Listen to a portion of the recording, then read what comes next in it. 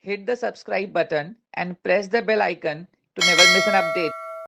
The fourth chapter of Political Science 10th Standard is Social and Political Movements. In this chapter, we will study two sections. The first section will talk about why and what about the movement. That is, why movements are required and what is a movement. In the second part of this chapter, we will learn about important movements in India, starting from tribal movement to farmers movement to trade unions to women movements to movements on environment, consumer, and we will end with consumer movement. Why movements? Now, all the people in a society cannot participate in a political party and therefore cannot directly contribute to the social welfare. Whereas some people focus on a particular issue and want to pursue it. Therefore, people organize themselves and try to pressurize the government to resolve that issue. For example, there was Anna Hazare movement which helped us putting pressure on the government on the issue of corruption. So these movements constantly follow up on the particular issue, build a public opinion about it, and thereby put a pressure on political party and the government. This is called as a movement, and therefore this type of organized activity is called a movement. So therefore remember this word, organized activity. Organized activity is the core and the essence of any movement. This is very important for a democracy as different social problems come under discussion through these movements. The government then has to pay attention to the people, and the leader and activist of these movements provide the necessary information about the issues to the government. For example, Anna Hazare brought this issue of corruption. Medha Patkar brought issue about Narmada Bachao Andolan. So these people are bringing out certain issues of the society. Now, what is a movement? A movement is a collective action. People's active participation is expected in the movement. A movement can be formed when people come together in the interest of a particular issue.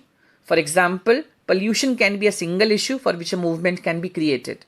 As I told you, Narmada Bachao Andolan was by Medha Patkar was to protect the river Narmada. A movement has a particular social objective or a focused problem. Movement always have a leadership. So there is a one leader with which we associate a movement. Movements have an organization, which means, for example, we have a farmers organization. So all the farmers are part of it. There is a proper structure in the movement. Any movement in the end requires public support. People should feel connected to the issue. So once we get connected, therefore the public opinion will be shaped. So in short, movement is a collective action. It can be formed when people come together.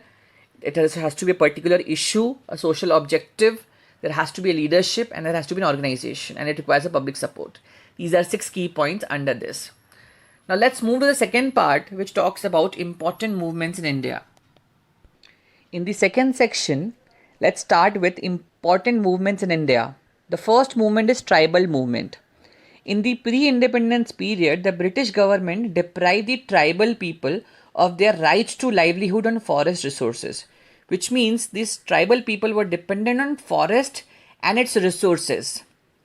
Now, and British had put some rules so that they cannot use that. So there were tribal uprising, which means these people opposed that in Kolam, in Chota Nagpur, Gond from Odisha, Koli, Bhilla and Ramosi from Maharashtra, Santhal and Munda from Bihar. These are specific tribal people which opposed the government action. The tribal struggle had continued since those years. Tribal in India faced several problems.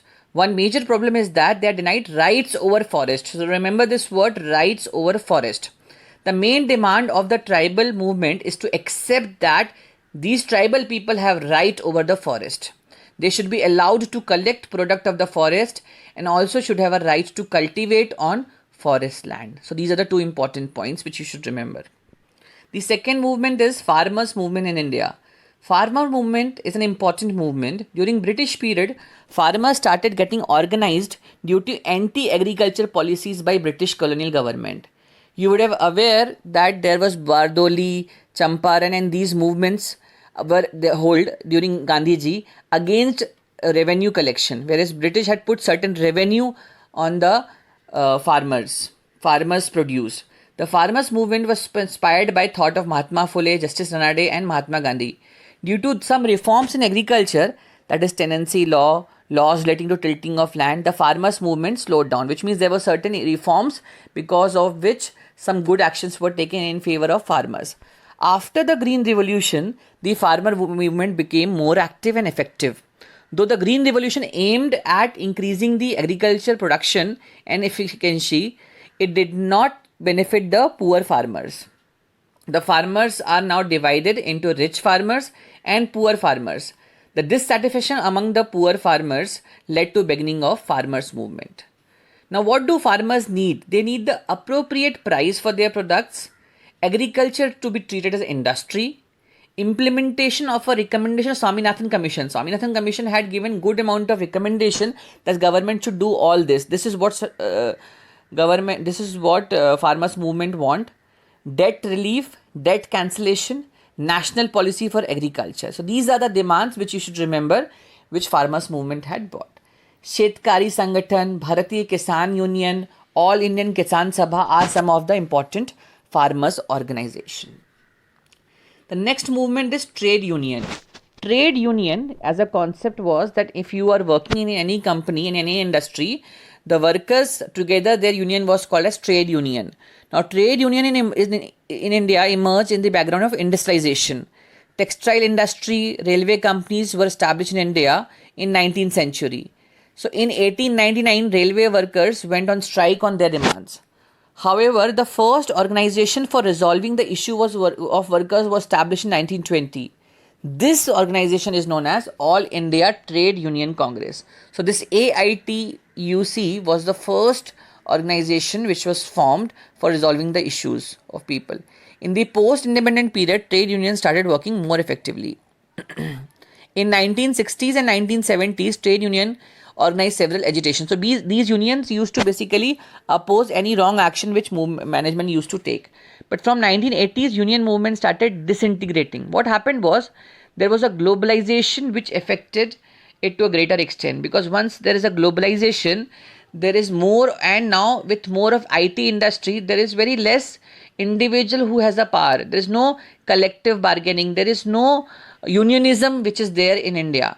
In India, workers are facing different problems: unstable employment conditions, contract labor, financial insecurity, absence of legal protection for workers, unlimited working hours, insecurity in workplace, and health hazards, etc.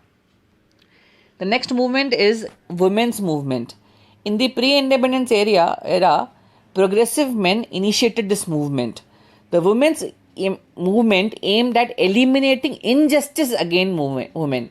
तो किसी भी औरत के साथ कुछ गलत नहीं होना चाहिए, ये इनका बेसिक आइडिया था, and ending the exploitation of women and help them lead a respectable life and participate actively in social life. Some of the people who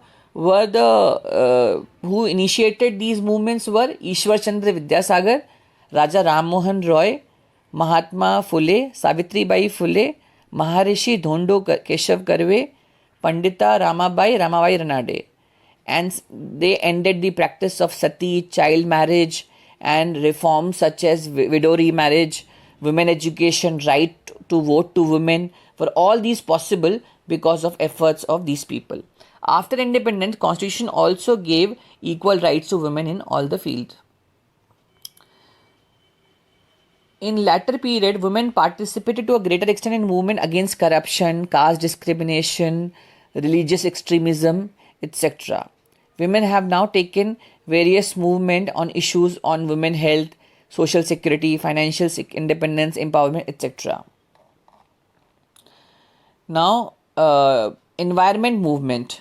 We are aware that environment degradation is a serious problem at national and international level. At international level, several movements are working to stop the deterioration of environment. In India, many movements are working in different aspects of environment. The environment movement are taking up issues like protection of biodiversity, protecting different sources of water, protection of forest, green belt, pollution of rivers protection, use of chemicals, and their ill effects. These are the areas where environment movements have been working.